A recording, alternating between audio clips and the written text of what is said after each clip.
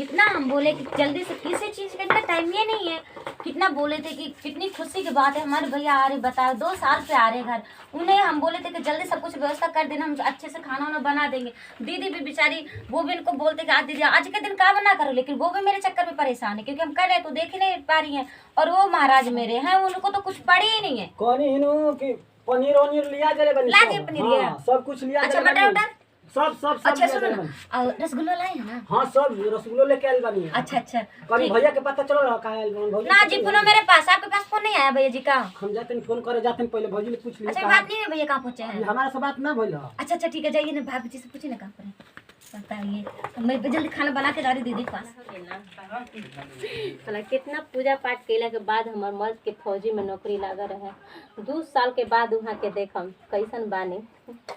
अपने बड़ा स्वागत वहाँ के फूल से करम कहीं किका को ले बनी कि ना भैया जी। हम तो अपना पियाज के रूप में देखिले श्री राम के, सीता बन के पूजिले रोज चरनिया, माला जपी उनके नाम के। हे भगवान हमार पति का हो भौजी लग जाओ का करतड़ी ले नहीं आए के मैं बड़ा खुश रही हम बुझाता नहीं काहे खुश काहे ना खुश रही जे हमार पति तो यही से नो ए जी जाना तने देखिए फौज में जल्दी छुट्टी ना मिला, समझ गए ना।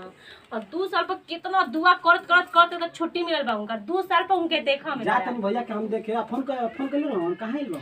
अरे हमार मोबाइल कहाँ बजे तन के फोन करके पूछ लू तोर घर नहीं कब बेरो वहां के। तब हम जाते हैं बाइक लेके आ कहीं बाइका भैया कोई मोमबत्ती लिया और ये सब के को काइल बना सब लिया दल सब तैयारी हो गई बना। और सुनी उनके कुछ नहीं के बतावे कि उनकर मतलब के को कटाएगा, कुछ नहीं के बतावे कि सारा चीज तैयारी बनाओ रखा सब रखे बेटी बा। ठीक बा ठीक बा स्वागत पहले हम करम केहू ना जाई। ठीक बा ठीक बा चलिए ठीक बा जाई जा सब हो गया पूछियो ओकरा से।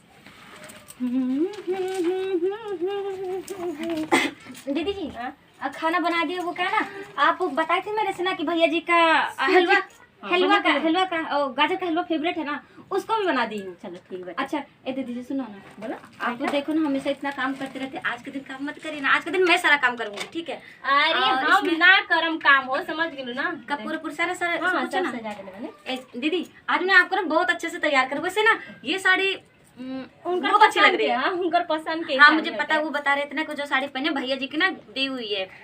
अरे गन मोबाइल बजता। का दीदी अरे भैया जी का फोन नहीं आया? मोबाइल साइलेंट है हमरे के कोदला सजी। दीदी जी का बोल रही हो? अब फोन कर तुरंत। हेलो कहाँ गानी? हाँ तू ना हलवा तो तक बनाते नहीं बात करते हैं। दीदी हलवा बना थोड़ा भैया का आवाज सुनाओ ना प्लीज। अरे जा बात आइयन घर आइए। अच्छा ठीक है। वो छोटी है कहाँ पहुँचल बनी? उतर गई नी गई बन बबुली आवे। हाँ अरे ना हमके कुछ ना चाहिए रो, एक काम करी ना सीधे घरे आई पहले। जीत करे लगी ना चाहिए हमके कुछ भी, बस रौरा आ जाए रौर सकल देखाते हम बहुत तड़पता नहीं क्या नहीं के समझो। हाँ आराम आराम से चलिए आराम से। गई बन बाइक लेके रो फोन करके बात कर लूँ कैसे। अच्छा ठीक बा जो मन बता जाए ले ली ठीक बा लेके अब लेके और जल्दी आई वजह से बस ज्यादा कुछ नहीं के लेवे कि जौन भी मन बा और एगो ली और चली घरे जल्दी आई सब करो इंतजार करता ना। हेलो हेलो हेलो काट दिलन बा पूरा बतिए ना सुनेला जा चार्जिंग ना हो चला।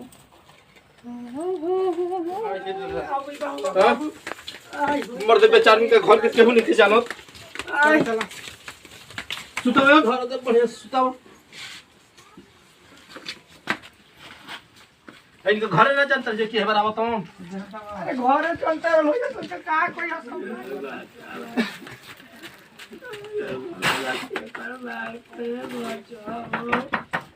ए बंदो रे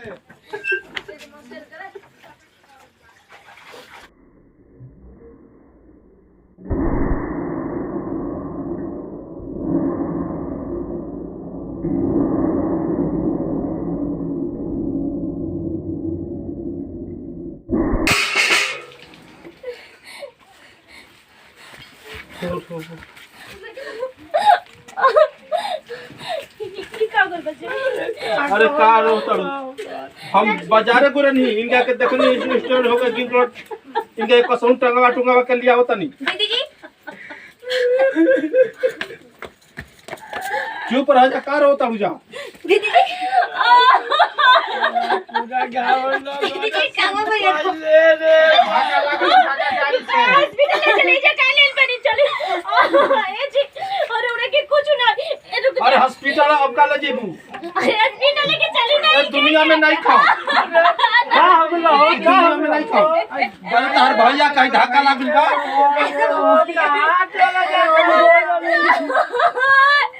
ऐसे नहीं कि उसे ए बच्चिया तू चुप रह कार बताड़ू तू यहां निकल लिया जा घर में सब कुछ करता हूं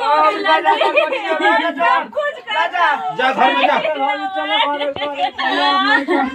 अरे अब का रोल बड़ी सब करता हूं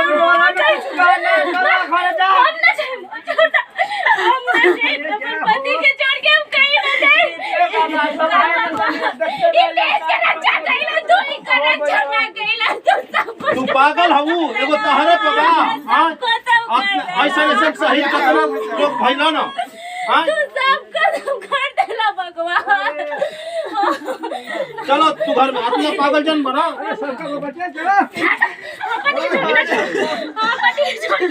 सुना ए बच्चिया केक लियल बनी रो कहती उठे ना केक लियल बनी जे रो अरे तू धीरज रखो हम खूब सारा हमनी के ना अरे अभी नहीं घर दुनिया में तैयार होले बाबू उठी ना लिया चलो चलो बच्ची चल बच्चा बन जा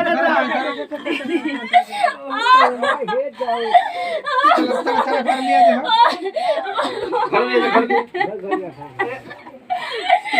छोड़ी दा हमरा के छोड़ी दा हमके छोड़ी दे तू कुछ नहीं के पानी के ले चली जा हॉस्पिटल में देखिए आम लेके जाएंगे छोड़ दे हमारे पति के आम लेके जाए हमारे पति ठीक हो जाए इनका संग छोड़ा पागल हो जानी कुछ नहीं अरे कपार का खा लग रे बताइए हो जा हमारे पति के कुछ नहीं रोज से बात छोड़ दे जा हमरा के पता घर चलो हमारे पति है ना चलो मजाक करते ही नहीं मेरे साथ मजाक मत करिए अरे मजाक नहीं करती का आग नहीं कुछ करत रे पागल जी लिया जा हट लिया जा चलो चलो घर घर चल घर जा बच्ची हो जा आराम से धरा भैया दीदी जी